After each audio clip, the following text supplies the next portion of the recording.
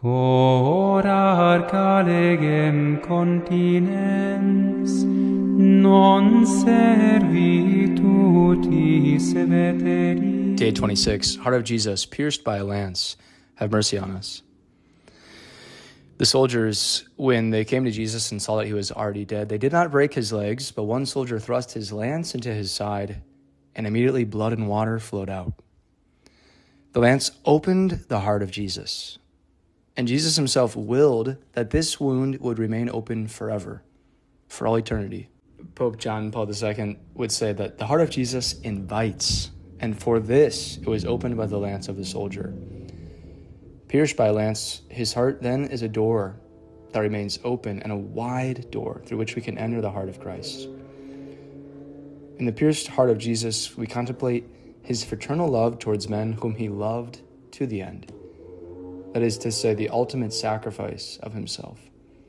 The pierced heart of Jesus is the sign of the totality of this love in both the vertical and horizontal dimensions, like the tomb beams of the cross. The heart of Jesus is open, and Jesus wants all of us to enter by this door. Through the open wound of the lance, we behold the heart of Jesus as a furnace of divine love. And I think it's important, as we've considered some of the visions, the spirituality of St. Margaret Mary, one of profound suffering, of union with Christ in his suffering, mortification. It's also important to consider the little way of Therese, who wanted to spend her heaven doing good on earth. And she teaches us that ultimately it's trust in the infinite mercy and love of God, rather than any, voluntary mortifications we might undertake to purify our hearts. St. Therese speaks about a weak little bird who didn't have wings strong enough to soar up in the heights, but at least had eyes and a heart to gaze at the sun of love. And with bold abandonment, he remains gazing at his divine Son. Nothing can frighten him, neither wind nor rain. And if dark clouds come to hide the star of love, the weak little bird will not move away, for he knows that on the other side of the clouds his sun continues always to shine.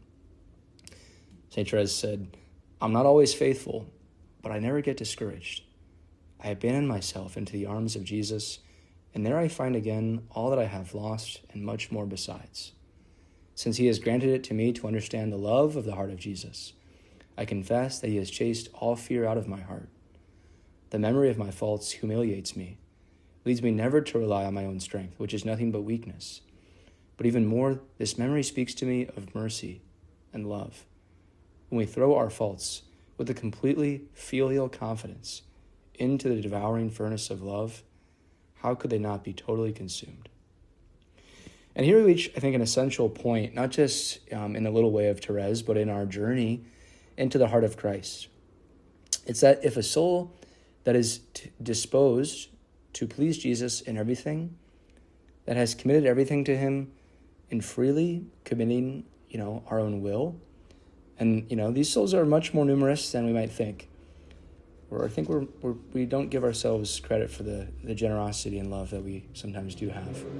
If such a soul, in its thirst for purity, can remember that it is continually purified in the fire of love, it seems to me, cries little Therese, that each moment this merciful love renews me, purifies my soul, and leaves on it no trace of sin.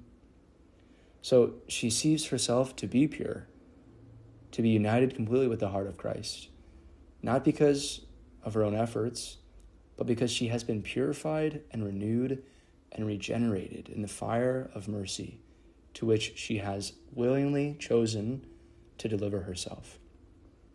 And so, my friends, through the pierced heart of Jesus, let us cast ourselves as well into this furnace of divine love, trusting not in our own efforts, recognizing our own inability to merit this great union, this great abandonment, but asking the Lord in his sacred heart to have mercy on us, to look kindly upon us, and to unite our hearts more closely to his.